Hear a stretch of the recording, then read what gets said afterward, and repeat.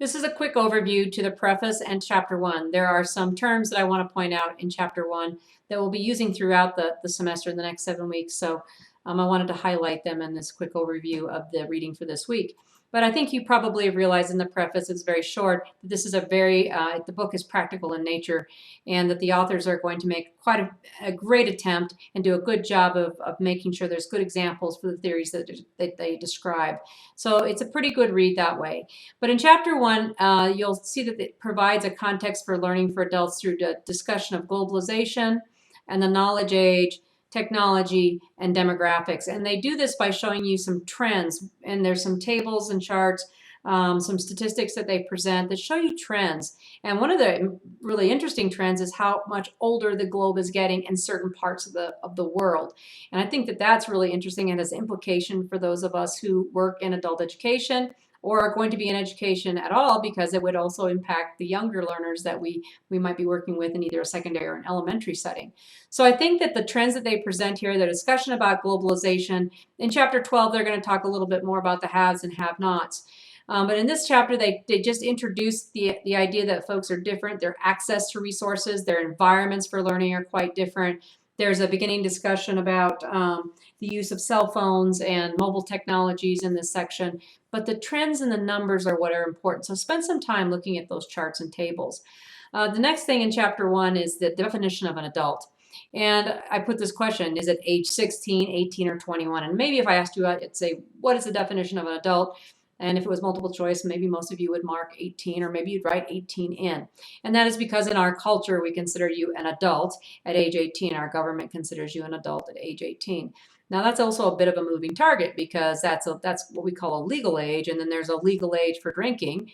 And this 21 age is where we consider that you have enough judgment to make some good decisions regarding something that we consider, in the case of alcohol, something that you need to make good decisions about. Some cultures, conversely, might say age 16 is you're an adult, you're emancipated, you're old enough to go out and do things. So again, this is part of the cultures within that context. But one of the things your text does is describes this here at the get-go in chapter 1, and I think it's really important to remember. And this is quoted from a book that Miriam and Brockett wrote in 2007, but it's cited in your text. Activities intentionally designed for the purpose of bringing about learning among those whose age, social roles, or self-perception define them as adults. In other words, age is just one factor. You might be in a social role where you are maybe taking care of children, maybe you're earning a wage for your family.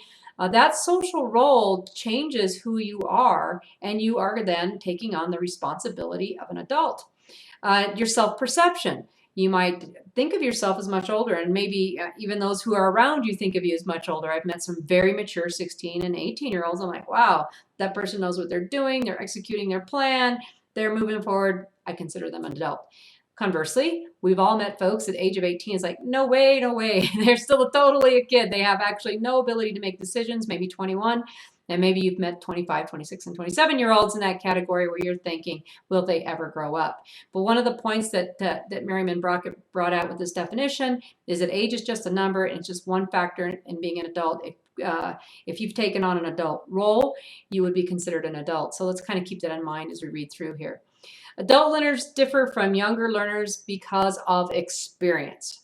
That is key. And when somebody says to you, what's the big deal in understand adult education? Why is it any different than the strategies or methods you would use with high school students or elementary students? There's quite a bit of difference. And the big difference is this one word, experience. Experience becomes the adult learner's living textbook. I've posted that on the opening image for this week. That is really a thought that you need to consider when you're preparing professional development or any kind of training for an adult. They already bring a wealth of knowledge. They may actually, in some cases, if you don't know the audience very well, they may know more about a subject than you do. And I'm certain that if they've had experience, let's say it's a group of teachers and you're coming together to talk about methods, they have some experiences. They have some practical experiences in the classroom. You may think you're bringing something to them that's completely new. You may be nuancing something, but to discount the experience that that person is bringing and not enriching that educational experience with their experience is really not useful. In fact, there'll be pushback from adults because you are not acknowledging that they have that type of experience. So that is really important. It can be leveraged, it can be useful. You can learn from each other, and that's why I say right from the get-go, I am facilitating your learning in this course. I want to spend much more time discussing important concepts and getting your take and adding to that conversation and dialogue so that we become better educators or facilitators of learning with adults. Text also mentions a few adult learning environments, and this is just an image of an environment that would not allow me to work. But basically, sometimes we have environments like this where they're kind of messy and chaotic, and some people can focus and others cannot. But what they talk about in your text here is formal education, which you all are very familiar with, you're engaged in right now. These are very structured, high stakes for completion.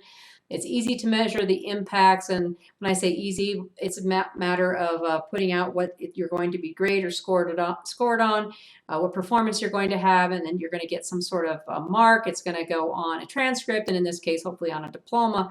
You're going to have a diploma at the end of the day. So it's very structured. There's high stakes for completion. You've paid a lot of money, and you hope that at the end of the day you have earned with your time and effort and funds a particular, in this case, degree. Those are the very formal structured ways or settings that we have.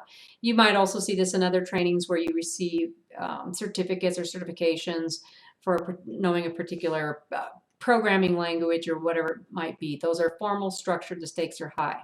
They also discuss non-formal, structured, or organized. And I put, there can be formal culinary arts programs, but there can also be some non-formal ones where you come in and you're structured, and this week you're going to cover Italian cooking, or this week you're going to cover how to cook vegetables, and this week you're going to, there's some structure to that course, but oftentimes it's flexible. You can schedule when you're going to do it. It's not set by somebody else, or maybe it's ongoing all the time, oftentimes short term.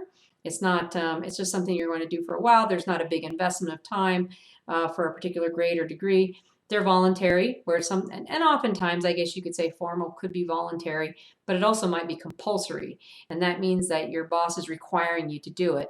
Here in non-formal, it would always be voluntary. Public, and that means that it's open to everyone. There's a lot of people that come into it. That would be the same for formal. It's measured by your personal performance, and it's measured about, how well did I, in this case, use chopping up carrots, do. There may or may not be a grade involved, some certificate stating that you have this particular competency and so forth. The third one is on informal, and that's a term, again, these three terms we're going to use a lot in the next 7 weeks, but informal, everyday learning, it's less organized, and it's measured personally. You decide whether or not you did or did not learn that concept, and you might decide I need to learn more, or I'm done with that. And it's everyday learning, and it's far less organized, but you might say, I want to learn to sail.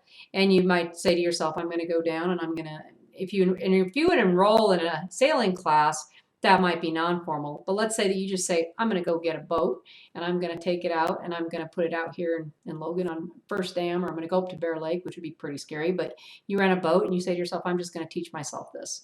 If you take a class here, non-formal, if you took a university course or you were taking a course where you were going to earn your captaincy or something like that, that would be considered formal, the license to whatever that is to captain a boat. But that's informal. Everyday learning, it's measured personally. It's self-directed learning, meaning that you take the responsibility for how the course is structured and organized, what you're going to do, step 1, step 2, and how fast paced you're going to learn that content. We will spend an entire chapter, part of a week on that topic. There's incidental learning, and I like the way your chapter described this one. It's you're on your way to go do something and you don't plan to have a learning experience, but you do. And they give the example of you're going by and you need to make some copies. You don't know how to use a copy machine, or the copy machine jams, and you have a colleague that shows you. It's incidental learning. You have that learning that comes back to you, and next time you go and have to make copies and you have a problem, you know what to do. So we have those kinds of things all the time. Incidental learning to me is, it's actually fun. I think that it's like, oh, I didn't know that. You're on your way to do something else and somebody teaches you something. It's something you can file away and pull out later. So incidental learning is another informal type. Tacit learning is that somehow I think this is much more cultural. In other words, they give the example of, that there are specific topics that you should not discuss with certain people.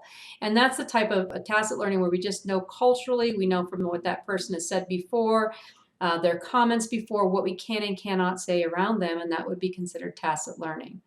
Integrative learning, that's where we integrate, and I like the example of this one. It's I'm going to read this: creative insight, intuitive leaps, and moments of sudden understanding. And they give the example. This has happened to me, and I'm betting that it's happened to a lot of you. We go to bed with a problem, and maybe we've been working on it during the day or for several days, and all of a sudden we merge all of this, all the things we've been thinking about to solve a particular problem. We integrate various aspects of a particular problem. And I actually think because of critical thinking and problem solving kinds of things that we're trying to do in education, both secondary and post-secondary, that this is going to be something that we're going to look a little bit more closely at. And so it's actually kind of newer in the research, but I think we've all had that experience, and here's a name for it: integrative learning. They also make a comment about lifelong learning versus lifelong education, in that today really the term is lifelong learning.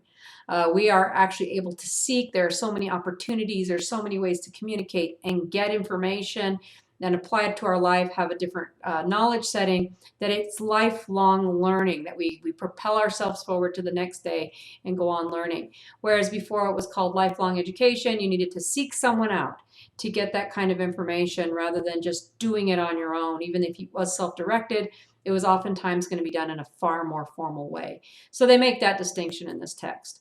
That's just a couple of comments on this chapter and some of the takeaways. This vocabulary here, though, formal, non-formal, informal, and all of these other kind of nuanced ways of talking about informal are terms that we're going to be using throughout the next 7 weeks. So I really wanted to highlight those.